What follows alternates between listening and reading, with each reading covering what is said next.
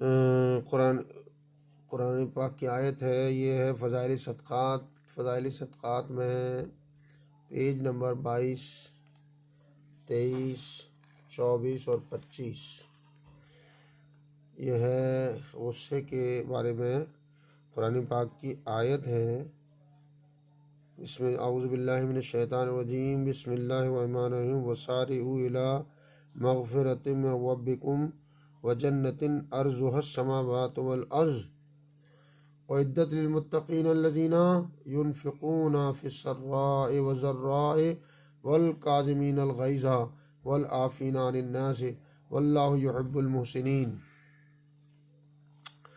ترجمہ: اور ڈرو اور دوڑو اس بخشش کی طرف جو تمہارے رب کی طرف سے ہے، اور دوڑو اس جنت کی طرف جس کا پھیلاؤ سارے آسمان اور زمین ہے، جو تیار کی گئی ہے ایسے متقی لوگوں کے لیے جو اللہ کی راہ میں خرچ کرتے ہیں، فراخی میں بھی اور تنگی میں بھی، اور غصے کو ضبط کرنے والے ہیں، اور اللہ جل شانہ محبوب رکھتے ہیں احسان کرنے والوں کو.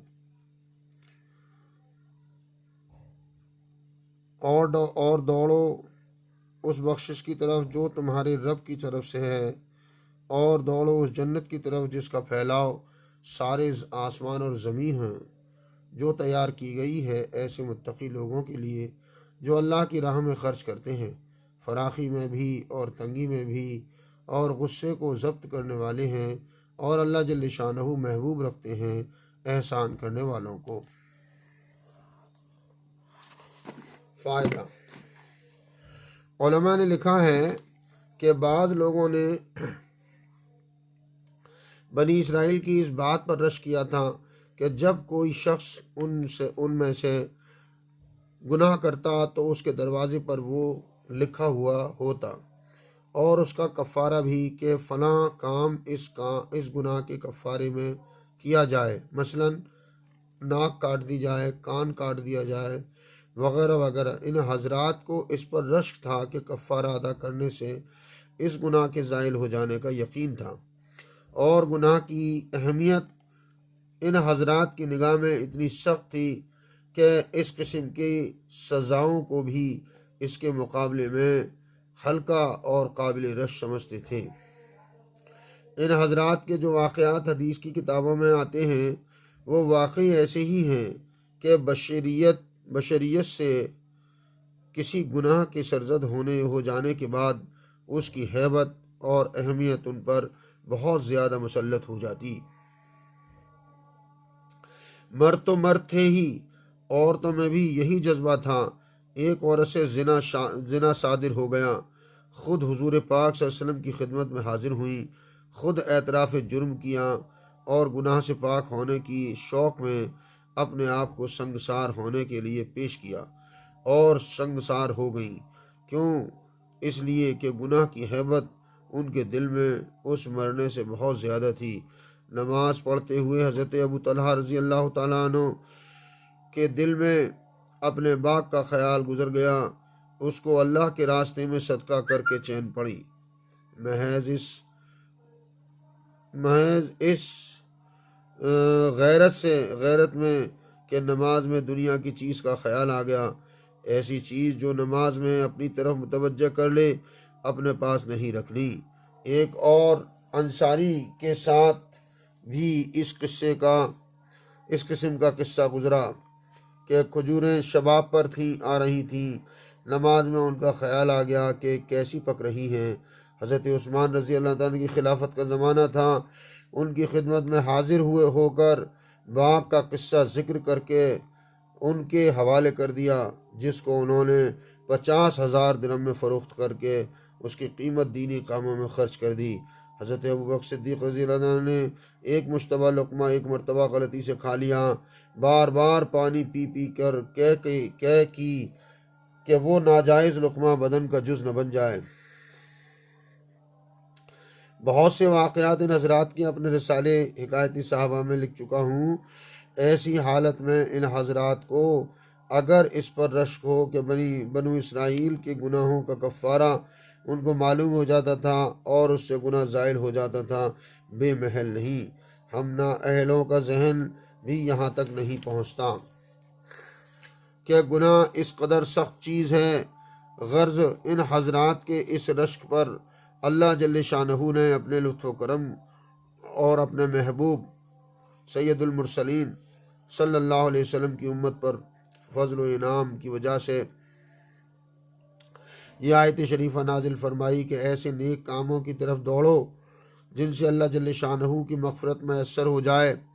حضرت سعید بن جبیر رضی اللہ رحمۃ اللہ علیہ اس آیت شریفہ کی تفسیر میں فرماتے ہیں کہ نیک اعمال کے ذریعے سے اللہ جل شانہ کی مغفرت کی طرف سبقت کرو اور ایسی جنت کی طرف سبقت کرو جس کی وسعت اتنی ہے کہ ساتوں آسمان برابر ایک دوسرے کے ساتھ جوڑ دیے جائیں، جیسا کہ ایک کپڑا دوسرے کپڑے کے برابر جوڑ دیا جاتا ہے، اور اسی طرح ساتوں زمینیں ایک دوسرے کے ساتھ جوڑ دی جائیں تو جنت کی وسعت ان کے برابر ہوگی۔ حضرت ابن عباس رضی اللہ عنہ سے بھی یہی نقل کیا گیا کہ ساتوں آسمان اور ساتوں زمینیں ایک دوسرے کے برابر جوڑی جائیں تو جنت کی چوڑائی ان کے برابر ہوگی۔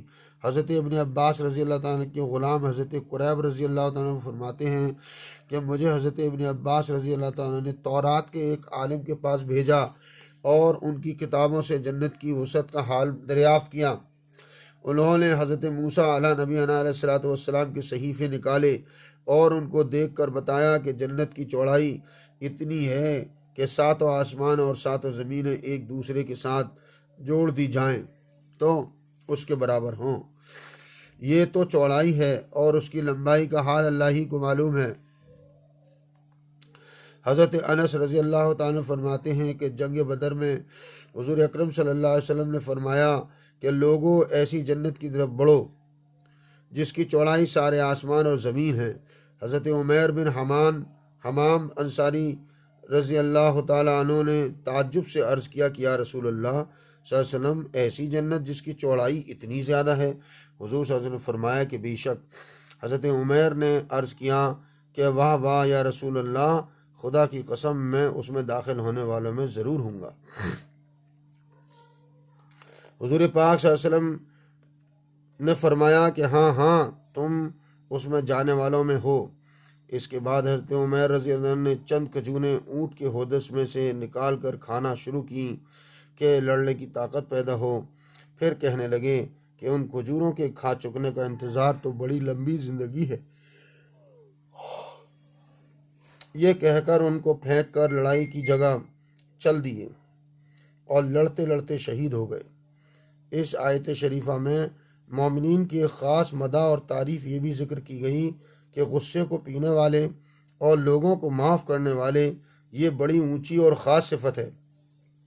علماء نے لکھا ہے کہ جب تیرے بھائی سے لغزش ہو جائے تو اس کے لیے 70 عذر پیدا کر اور پھر اپنے دل کو سمجھا کہ اس کے پاس اتنے عذر ہیں، اور جب تیرا دل ان کو قبول نہ کرے تو بجائے اس شخص کے اپنے دل کو ملامت کر کہ تجھ میں کس قدر قساوت ہے اور سختی ہے کہ تیرا بھائی 70 عذر کر رہا ہے اور تو ان کو قبول نہیں کرتا۔ اور اگر تیرا بھائی کوئی عذر کرے